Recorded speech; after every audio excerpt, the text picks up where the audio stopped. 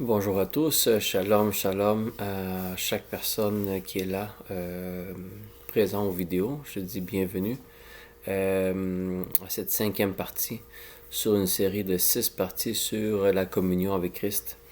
Alors, évidemment, si vous n'avez pas vu les autres parties, je vous conseille fortement d'écouter partie 1, 2, 3, 4, car ce vidéo-là, c'est la cinquième partie sur la communion avec Christ, parce que la première vidéo, on a vu c'était quoi vraiment le mot communion, qu'est-ce qu'il est vraiment être une communion avec Christ. La deuxième partie, c'est vraiment comment être en communion avec lui. C'est vraiment important de pouvoir voir comment être en communion avec Jésus. Et évidemment, la troisième partie, on avait vu vraiment c'est quoi les avantages d'un chrétien de vraiment être en communion avec Christ.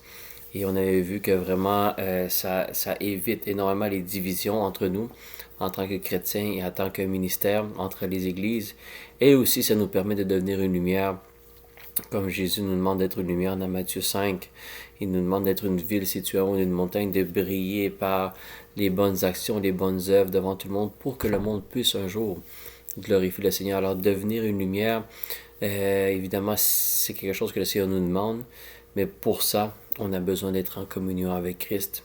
Et la dernière partie, la partie 4 qu'on a vue ensemble, c'est vraiment quand on marche dans la lumière, quand on marche avec Christ, quand on a cette communion-là avec lui, Jésus nous dit qu'on ne marchera plus dans les ténèbres. Et marcher dans les ténèbres, bien aimé, évidemment, c'est toutes les choses du monde, la façon qu'on vivait avant.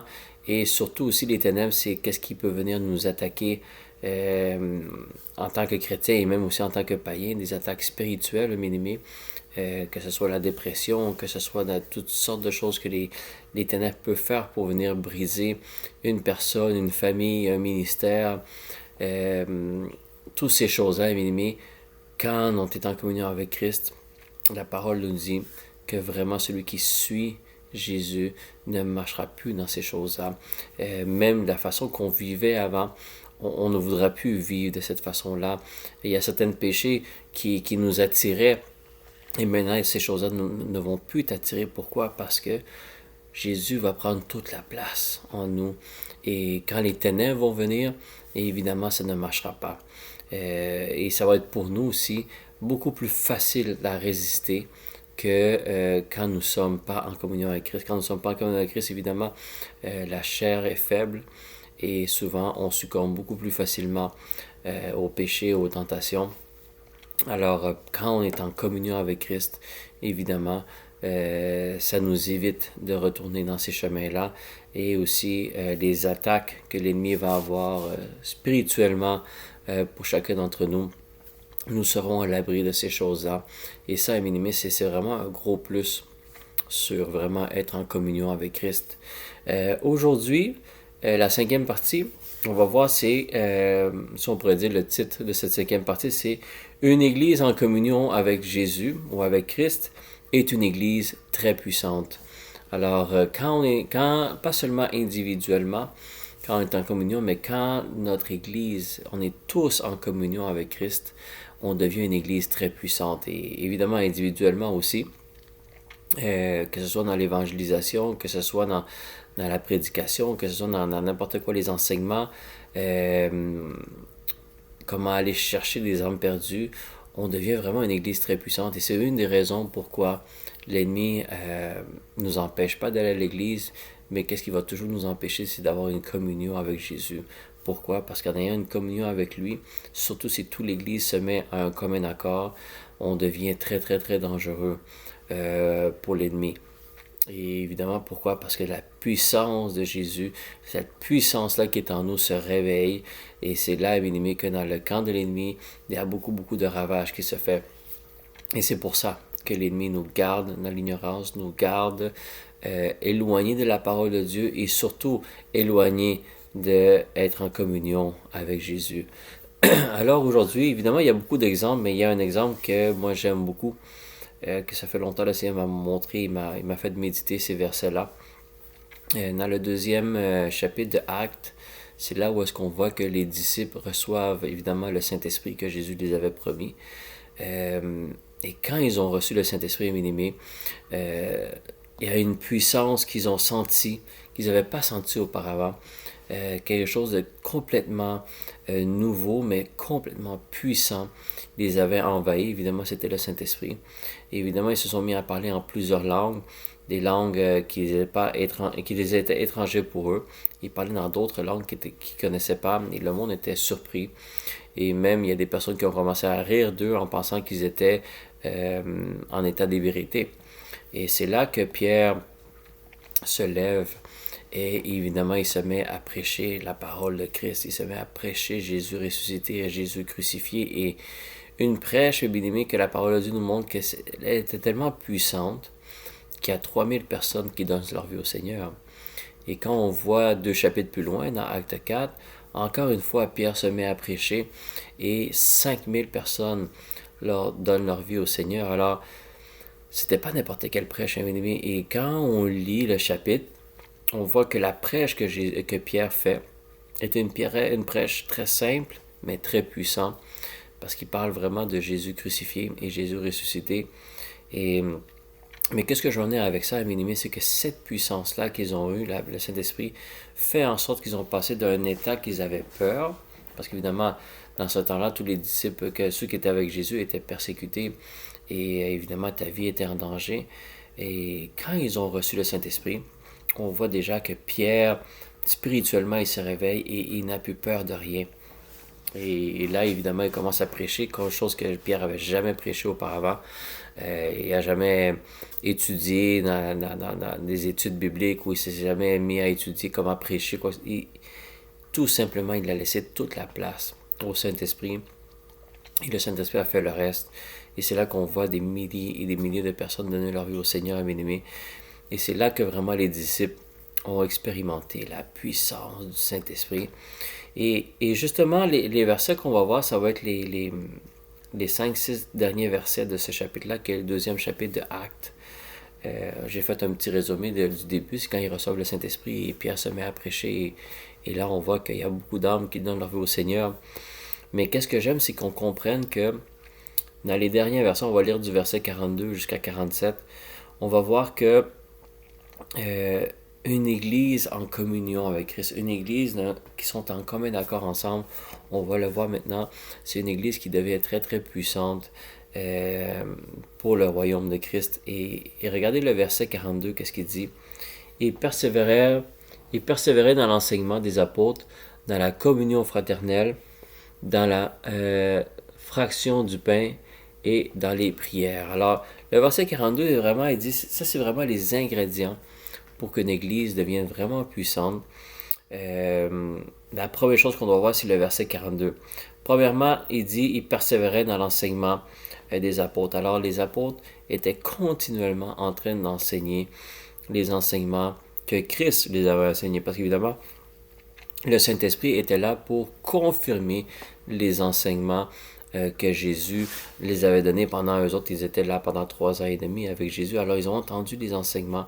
Ils étaient là présents. Et là, maintenant, avec le Saint-Esprit, il montrait ces enseignements-là. Il confirmait ces enseignements-là. Et évidemment, il disait, ils persévéraient dans l'enseignement. Ça veut dire qu'ils étaient constamment là. Ça veut dire que c'était quelque chose qui devait se passer à tous les jours. Des enseignements et des enseignements. Et après, il dit, il y avait une communion fraternelle, une communion entre eux. Évidemment, quand tu es en communion avec Christ, comme on avait vu dans la première partie, automatiquement, tu es en communion avec chaque chrétien, chaque frère et sœur. C'est vraiment ça. Vous voyez, les étapes, c'est enseignement, communion. Après, il dit, et il partageait le pain. Évidemment, tout, et on va le voir plus loin dans les autres versets, rien vraiment était dit, c'était à moi. Tout ce qui est à moi est à toi. Ils étaient là pour toujours partager, pour s'assurer que personne ne manque de rien. Et ils étaient là dans une communion fraternelle. Ça veut dire qu'ils étaient en parfait accord d'idées, de sentiments, toutes et les frères et sœurs en Christ, ensemble, évidemment avec l'enseignement des apôtres, avec la communion, avec le partage du pain, et en plus, dans la prière, ça veut dire qu'ils étaient constamment en train de prier aussi. Vous voyez, ça c'est vraiment 4 ingrédients. On pourrait faire une étude biblique juste avec le verset 42 pour qu'on comprenne, mais nos églises, mes bien-aimés, c'est ça. Il y a les enseignements, mais souvent, la communion fraternelle, le partage de pain et des fois des moments de prière, des fois ça peut être souvent des problèmes pour plusieurs ministères de garder ça, parce qu'il dit il persévérait, ça veut dire que souvent l'ennemi essayait sûrement de les décourager, mais les autres ils persévéraient, parce que quand tu persévères, ça veut dire que il y a des choses qui veulent t'arrêter de le faire. Alors, nous, on le sait, c'est un combat spirituel, mais il persévérait, ça veut dire qu'il n'y avait pas d'excuses. Ils ne reculaient pas sur les découragements de l'ennemi, mais ils étaient constamment dans les enseignements, dans la communion fraternelle, dans le partage du pain et une vie de prière. Et déjà là, c'est ce que ça dit dans 42. On va sauter le verset 43, on va aller continuer dans le verset 44. Il dit, regardez qu'est-ce qu'il dit, parce que ça c'est vraiment la clé d'une église qui peut devenir très puissante avec le Seigneur. C'est qu'est-ce qui est écrit. Évidemment, on a les ingrédients dans le verset 42, mais là on voit du verset 44 au 47, c'est là où est-ce qu'on voit vraiment la puissance qu'il peut avoir dans une église qui est en communion avec Christ. Regardez, il dit, tous ceux qui croyaient étaient dans le même lieu. Ils avaient tout en commun. Ils vendaient leurs propriétés et leurs biens et ils partageaient le produit entre tous selon les besoins de chacun. Ils étaient chaque jour tous ensemble assidus au temple. Ils rompaient le pain dans les maisons et prenaient leur nourriture avec joie et simplicité de cœur, louant Dieu et trouvant grâce auprès de tout le peuple. Regardez la dernière phrase. Et le Seigneur ajoutait à chaque jour à l'Église ceux qui étaient sauvés. Alors si on revient dans le verset 44, tous ceux qui croyaient, ça veut dire que tous ceux qui étaient là, et les nouveaux aussi, il y a des nouvelles personnes qui donnaient leur vie au Seigneur, vous voyez, c'était par des milliers et des milliers de personnes. Alors, mais tous ceux qui croyaient étaient dans un milieu, ça veut dire qu'ils étaient toujours ensemble. Ils avaient tout en commun. Comme j'avais dit tantôt, tout appartenait à tout le monde. Il n'y avait pas vraiment ça c'est à moi, ça c'est à toi. Non, ça appartenait tout au ministère, ça appartenait ça à tout le monde. Et regardez ce qu'il dit après, il dit, le monde était prêt à vendre les maisons, leurs biens, pour s'assurer qu'ils ne manquent de rien. Et c'est pour ça que l'enseignement n'est pas sur les finances en ce moment. Mais il faut comprendre une chose, que ce soit la dîme ou d'autres choses, les offrandes qu'on a dans les églises, il y a beaucoup de personnes qui ont la difficulté à rentrer dans les dîmes et les offrandes. Mais là, on est en train de voir que ça, c'est beaucoup plus que les dîmes. Ça, c'est vraiment s'assurer que tout ce qui était à toi appartenait au ministère. C'est ça que le monde y faisait. Ils vendaient leur maison, ils vendaient leurs biens pour s'assurer que le ministère ne manque de rien et qu'aucun frère ou une sœur en Christ ne manque de rien.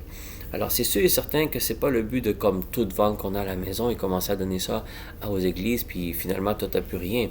Mais il faut juste comprendre que quand il y a une communion, quand dans l'église, ils sont en communion, ça veut dire que tu sais si ton frère ou ton soeur est dans le besoin. Et des fois, de toi-même, tu n'es pas capable de tout fournir, mais entre tous, il y a quelque chose qui peut se faire pour aller aider un frère ou une sœur en Christ. Et des fois, c'est pas seulement dans le financier, des fois, ça peut être dans les talents, des fois, ça peut être dans le temps. Quel que soit qu'est-ce que tu peux donner à quelqu'un pour aider quelqu'un, mais on est constamment unis ensemble. Et c'est pour ça que la communion fraternelle qu'on voit dans le verset 42, excusez-moi, est tellement important, parce que c'est là où est-ce que quand ton frère souffre, tu souffres. Quand ton frère est dans la joie, tu es dans la joie. Et c'est ça être en communion, en parfait accord d'idées et de sentiments.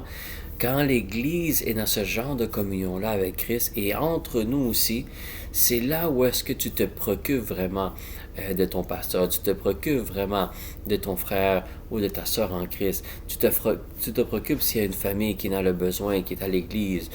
Tu te préoccupes pourquoi? Parce que tu veux vraiment que chacun ne manque de rien. Et vous voyez qu'est-ce que les apôtres faisaient? Ils enseignaient, ils s'assuraient qu'il y a la communion fraternelle, ils partageaient le pain, ça veut dire qu'il n'y avait rien, que personne sortait de là qui avait faim. Et en plus, ils étaient constamment dans la prière, évidemment. Mais on voit qu'ils étaient tous assidus au même endroit. Ils étaient tous en communion, un avec Christ, mais ils étaient en communion ensemble. Et c'est là qu'on voit que tout ce qu'ils pouvaient donner, ils le donnaient. Hein? Que ce soit financier, que ce soit des talents, que ce soit le temps, quelle que soit l'aide qui va être, tout le monde étaient assidus là au temple. Et après, il dit, il rompait le pain dans les maisons. Ça veut dire que c'était pas seulement à l'église que ça arrivait, mais le monde allait dans la maison des personnes pour s'assurer d'amener la nourriture, de s'assurer d'amener la parole, de s'assurer d'amener un réconfort quelconque.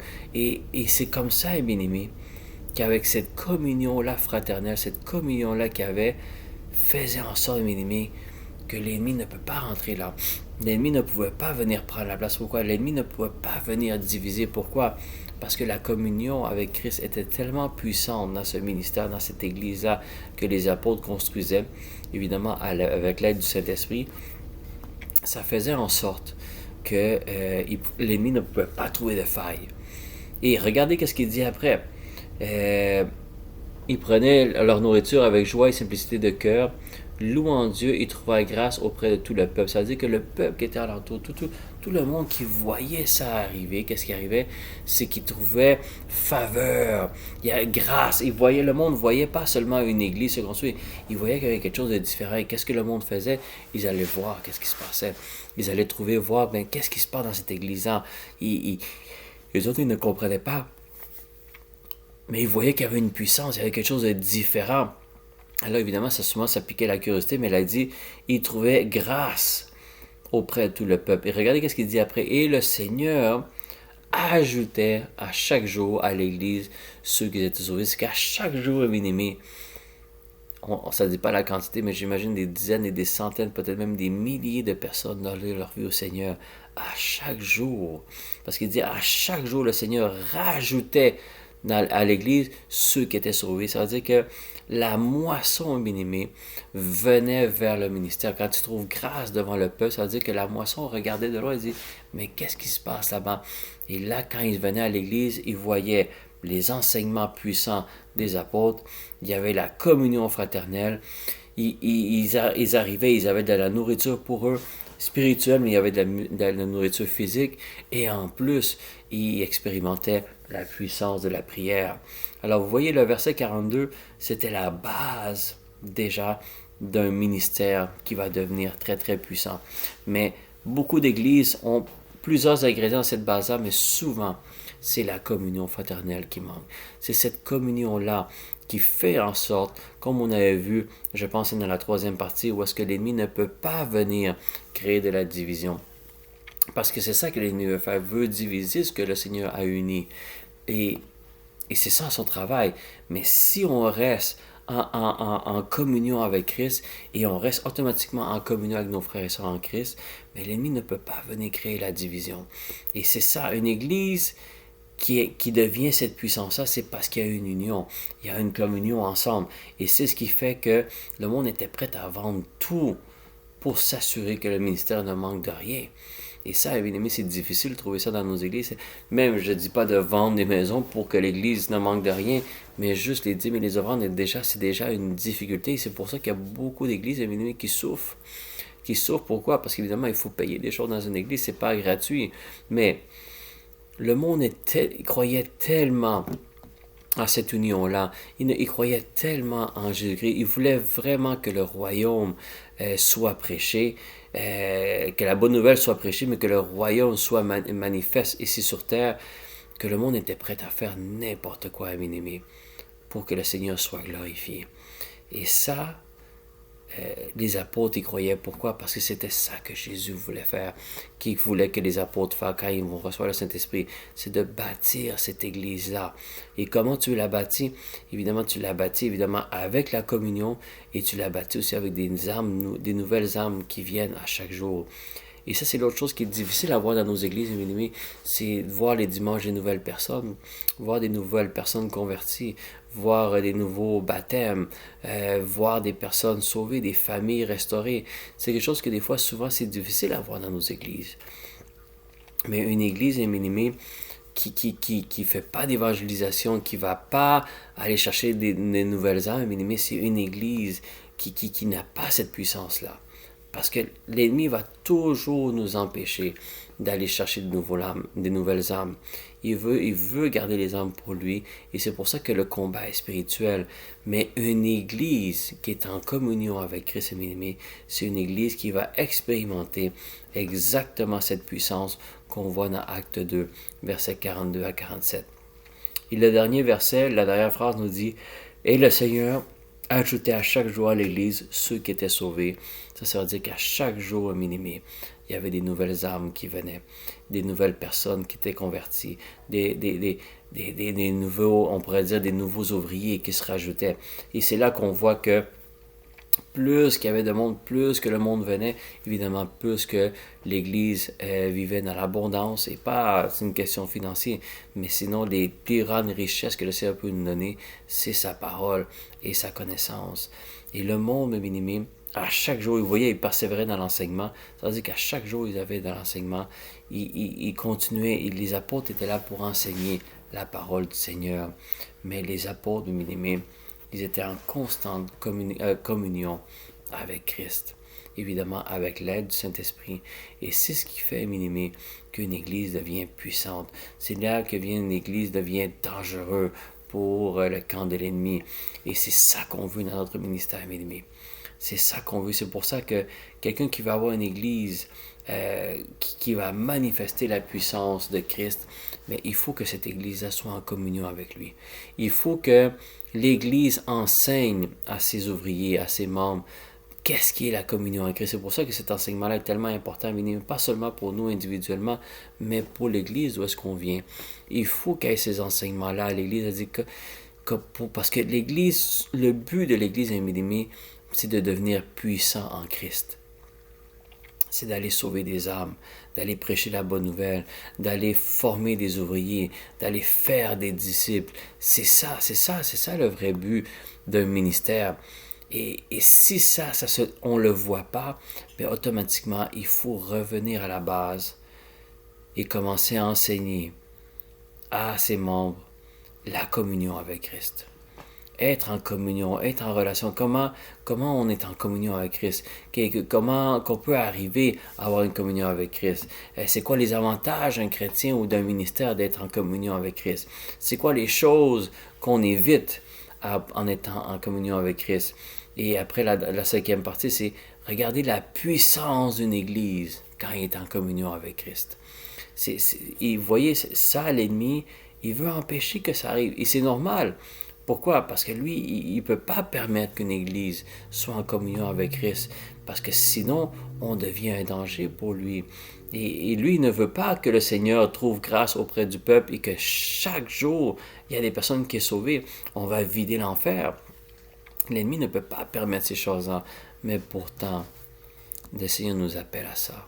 Si vous avez un ministère et vous voyez que ces choses-là ne se produisent pas, c'est pas parce que nous sommes des mauvais pasteurs ou non, c'est juste est-ce que mon Église sait comment être en communion avec Christ, ou plutôt on pourrait dire est-ce que mon Église est au courant de l'importance d'être en communion avec Christ. C'est ça qui doit se poser comme question.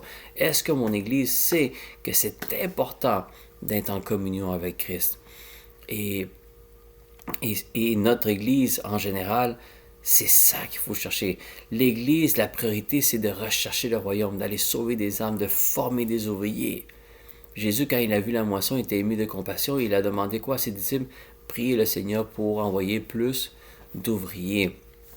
Alors, c'est sûr que le Seigneur nous demande de prier, pas nécessairement pour la moisson, il nous demande de prier pour les ouvriers. Les ouvriers, c'est nous. Alors, c'est pour ça, bien aimé, que la prochaine partie, la sixième partie, qui est la dernière, c'est la raison pourquoi vraiment toutes ces étapes-là sont importantes, qu'on a vu dans les 5 dernières parties. Être en communion avec Christ, c'est nous amener à faire qu'est-ce que vraiment le Seigneur nous appelle à faire, c'est de devenir un ambassadeur de Christ. Et ça, on va le voir dans la 6e et dernière partie. Mais en ce moment, je voulais vraiment qu'on voit que là, on a vu individuellement c'est quoi l'avantage de vraiment être en communion avec Christ. Là, on voit comment une église qui est en communion avec Christ peut devenir très puissante spirituellement. Et évidemment, allez méditer sur ça. Acte 2, sûrement peut-être tout le chapitre, mais si vous voulez vraiment voir la puissance d'une église, du verset 42 au verset 47, on voit vraiment la puissance dans un ministère. Et là, on a le témoignage qu'il y a des milliers de personnes qui donnent leur vie au Seigneur. Là, en ce moment, on a la difficulté un dimanche de voir une personne donner sa vie au Seigneur. Et il y a forcément quelque chose qu'on ne fait pas, ce que les apôtres faisaient. Et quand on regarde les apôtres, c'est pas rien de compliqué qu'ils faisaient. C'était enseignement, communion, partage du pain et la prière.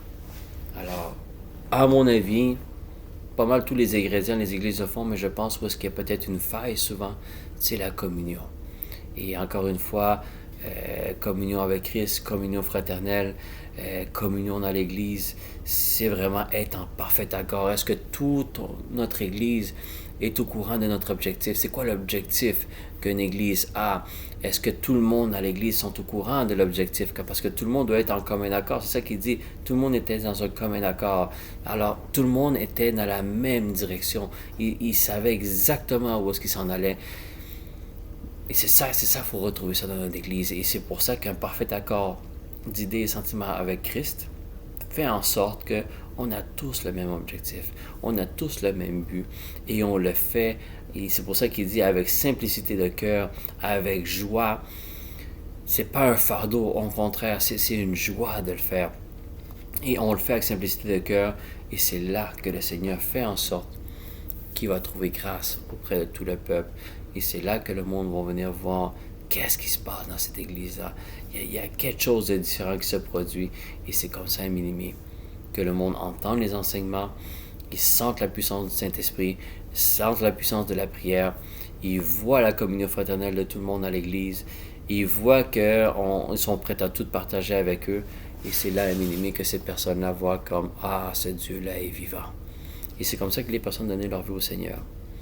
Et c'était par milliers et milliers, bien-aimés. Alors évidemment, c'est ce que je souhaite pour après ce message-là, qu'il y ait des personnes qui puissent prendre conscience que dans nos églises, il faut vraiment arriver à une communion fraternelle. Et avec l'aide du Saint-Esprit, bien-aimés, regardez ce qui peut arriver dans notre église. Ça peut être extrêmement puissant. Et évidemment, c'est ce qui nous témoigne dans Acte 2.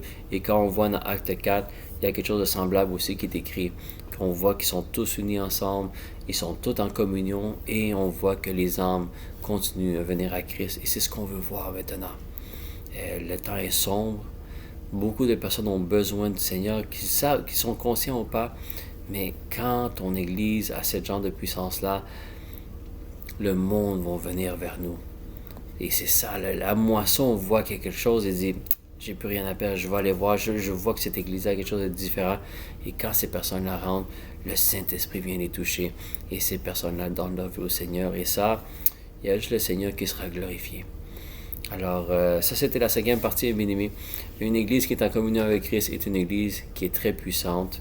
Et évidemment, je vous invite à écouter la dernière partie, qui est la 6e partie, qui est être en communion avec Christ fait en sorte qu'on devient des ambassadeurs de Jésus.